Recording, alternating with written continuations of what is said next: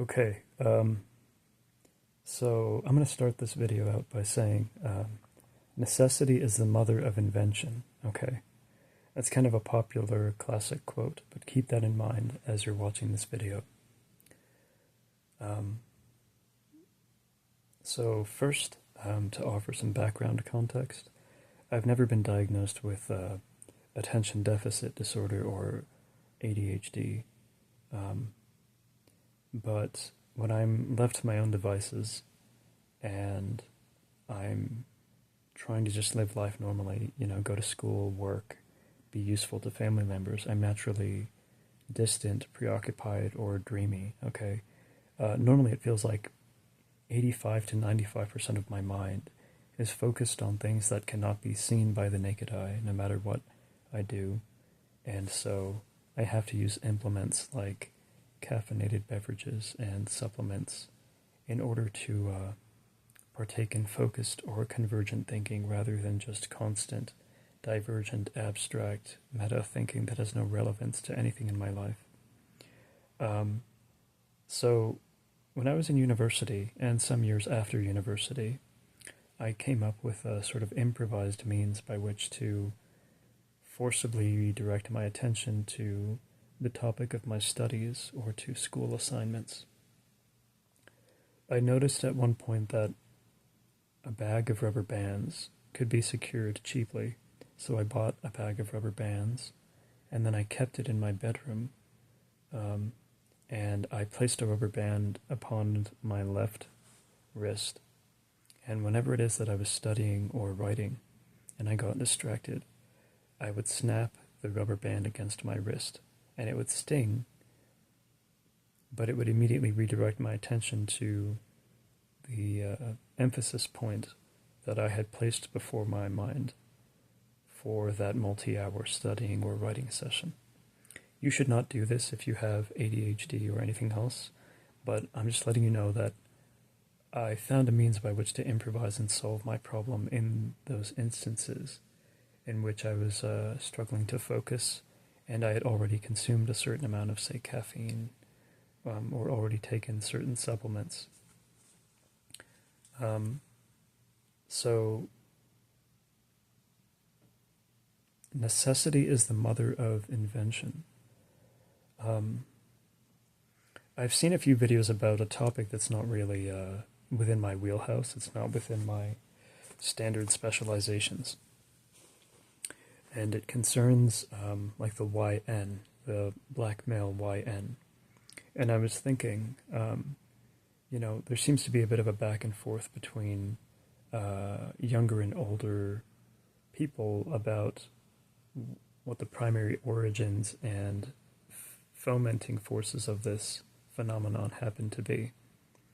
And instead of, sticking my nose in that set of arguments and debates and perspectives, I just wanted to propose that maybe there is some means by which people can improvise on a small localistic scale and relieve the young male YN of stresses, tensions, trauma, self-consciousness, paranoia, fear, etc. that could be attacking him and kind of compelling someone like that to be difficult and insufferable to people, okay? Obviously, when you're a kid and you're starry-eyed and you're thinking you're going to have a wonderful future and you're learning all kinds of things and you're being impulsive, you don't wake up with the intention to end up as a disruptive force in society. So there has to be a sequence of events that turns an impressionable kid into something that cannot be tolerated by civil society. And instead of talking about the primary origins of that, or how we solve it through costly measures that a lot of people don't want to put up with, I'd rather propose that maybe there can be some simple small-scale implements that induce like a deep whole-body relaxation within the physiology and consciousness of the YN, and also young white men who are kind of, maybe they need fight clubs, or I don't know, just all kinds of young people who need stress relief. and not merely better wages, better living conditions. So during those phases in my life when I was the most difficult with others, I certainly did feel tension, stress, anxiety, etc., almost lighting my body on fire and compelling my entire system to become almost wild and feral, as insane as that sounds. And so nowadays I consume a lot of chamomile tea, and I just live a lifestyle in which I don't have to put up with drama or status seeking or egotistical one-upmanship. And as a result, I'm generally relaxed, and relaxation forms the foundation for my conscious experience. Even when I'm anxious or upset or something, I can rebound into treating people well if I'm difficult with them. So this is to propose that what a lot of these clinically antisocial young men need is likely some kind of deep whole body relaxation that cannot be produced simply through maybe the standard resorts of drugs or alcohol or I don't know, whatever it is they typically use. I personally use a lot of chamomile tea, sometimes a stress relief tea, and magnesium citrate and other stuff. But this is just, I just want to put this out there, okay? I don't want to judge people. I don't know what somebody else is going through, but I see most people as the product of forces over which they don't have much conscious or continuous control.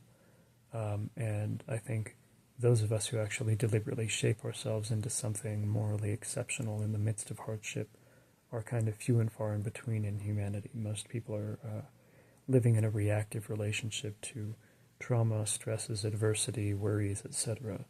So it's important to stay compassionate, even toward people who are being insufferable or difficult to a certain extent. You know, I'm not saying I want to write this into policy, but it's just something a lot of people don't seem to think about.